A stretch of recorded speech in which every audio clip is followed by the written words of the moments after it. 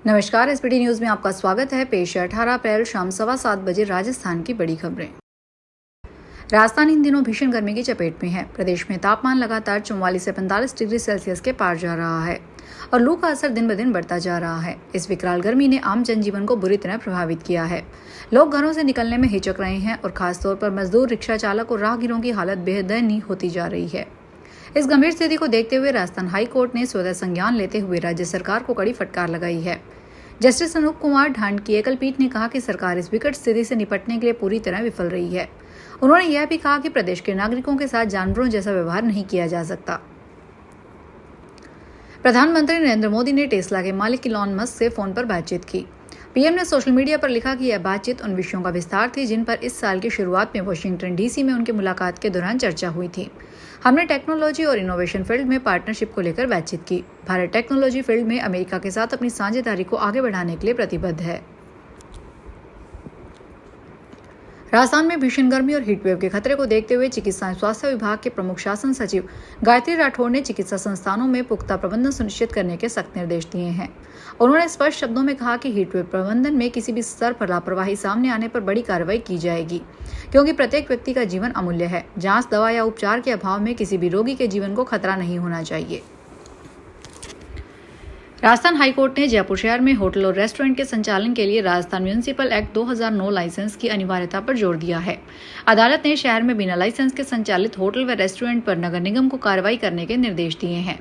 इसके साथ ही कोर्ट ने शहर के 9 नामी होटल व रेस्टोरेंट के संचालन पर रोक लगा दी है। मुख्य न्यायाधीश MM श्रीवास्तव की खंडपीठ ने यह आदेश शालिनी श्रीवास्तव और कुलदीप गुप्ता की जनहित याचिका पर सुनवाई करते हुए दिए। केंद्रीय संस्कृति एवं पर्यटन मंत्री गजेंद्र सिंह शेखावत ने शुक्रवार को जोधपुर एयरपोर्ट पर निर्माणाधीन नई टर्मिनल बिल्डिंग का अवलोकन किया। शेखावत ने निर्माण कार्यों की प्रगति पर संतोष जताया और कहा कि एयरपोर्ट विस्तार को लेकर जोधपुर वासियों का 3 दशक का सपना पूरा होने जा रहा है। दिवाली पर नए टर्मिनल की सौगात जोधपुर वासियों को मिलेगी। जोधपुर देश के सभी बड़े शहरों से कनेक्ट होगा। निर्माणाधीन नई टर्मिनल बिल्डिंग में मीडिया से बातचीत में शेखावत ने कहा कि जोधपुर मरुस्थल का गेटवे है। उस दृष्टिकोण से भी जोधपुर एयरपोर्ट के विस्तार की कई साल से प्रतीक्षा थी। टोंक जिले के दत्तावास थाना क्षेत्र में शुक्रवार सुबह एक सड़क हादसा हो गया। खाटू श्याम के दर्शन के लिए जा रहे श्रद्धालुओं की कार दौसा कोथून हाईवे पर हिंगोनिया मोड़ के पास एक कंटेनर से टकरा गई। कार में सवार 2 लोगों की मौके पर ही मौत हो गई, जबकि 5 लोग घायल हो गए। सभी घायलों को निवाई अस्पताल में भर्ती करवाया गया है। जानकारी के अनुसार यह हादसा शुक्रवार सुबह करीब 6 बजे हुआ। कार में सवार सभी लोग उत्तर प्रदेश के हापुड़ जिले के कंदोला गांव के रहने वाले हैं। वे खाटू श्याम जी के दर्शन के लिए राजस्थान के सीकर जा रहे थे। तभी हिंगोनिया मोड़ के पास सामने से आ रहे एक कंटेनर ने उनकी कार को जोरदार टक्कर मार दी। राजस्थान में जल्द ही 3 जिला परिवहन अधिकारी कार्यालय शुरू किए जाएंगे। जिला स्तरीय कार्यालयों के प्रस्ताव तैयार करने के बाद शासन सचिव एवं आयुक्त परिवहन एवं सड़क सुरक्षा सुचि त्यागी ने आदेश जारी कर डीग, अनूपगढ़, श्रीगंगानगर, खैरथल, तिजारा में जिला परिवहन कार्यालय और पंजीयन कोड आवंटित किए हैं। परिवहन विभाग ने प्रदेश में 3 जिला परिवहन कार्यालय खोलने को लेकर अधिसूचना जारी की है। इसमें जिला परिवहन कार्यालयों में पंजीयन अधिकारी के साथ जिलों को पंजीयन कोड और लाइसेंस कोड भी आवंटित किए गए हैं। नेशनल हेराल्ड मामले को लेकर कोटा यूथ कांग्रेस कार्यकर्ताओं ने केंद्र सरकार के खिलाफ चंबल में उतरकर जल सत्याग्रह किया। यूथ कांग्रेस के वरिष्ठ सचिव यश गौतम की अगुवाई में कार्यकर्ता 2 घंटे तक पानी में रहे। प्रदर्शनकारियों ने कहा कि देश के लोगों का लोकसभा से ध्यान भटकाने के लिए संवैधानिक संस्थाओं का दुरुपयोग किया जा रहा है। राजस्थान में भीलवाड़ा जिले के सदर थाना क्षेत्र में एक वृद्ध दंपति के घर में घुसकर 4 बदमाश 28 लाख रुपए और चांदी के जेवर लूटकर ले गए। पुलिस सूत्रों ने शुक्रवार को बताया कि हिरनुखेड़िया गांव में मोहनलाल भील और उनकी पत्नी लादी देवी गांव के नजदीक खेत में ही रहते हैं।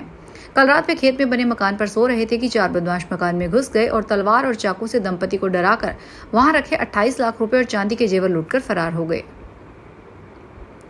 अजमेर के राजस्व मंडल की लॉक की गई अलमारी से एक फाइल गुम होने का मामला सामने आया है। राजस्व मंडल अध्यक्ष के निर्देश पर सहायक प्रशासनिक अधिकारी ने सिविल लाइन थाने में मामला दर्ज करवाया है। पुलिस मामले की जांच में जुटी है।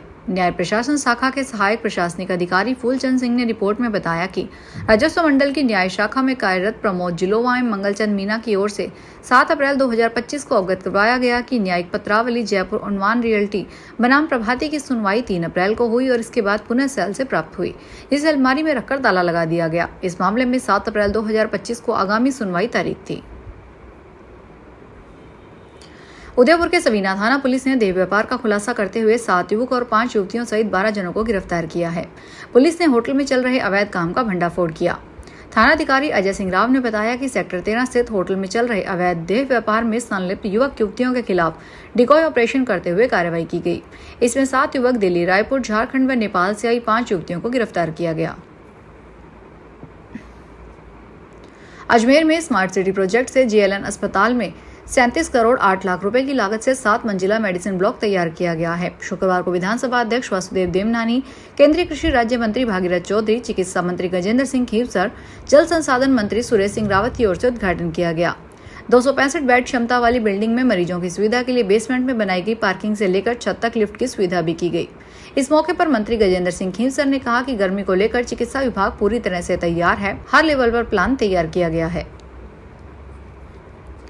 राजस्थान के खान एवं भू विज्ञान विभाग ने वर्ष 2025-26 के राजस्व लक्ष्यों की प्राप्ति का रोड मैप बनाकर क्रियान्वयन करने की कार्य योजना जारी कर दी है। प्रमुख सचिव खान एवं भू विज्ञान टी रविकांत ने कहा कि प्रबंधकीय दक्षता और अग्रेसिव रणनीति बनाते हुए राजस्व लक्ष्यों को पूरा किया जाएगा।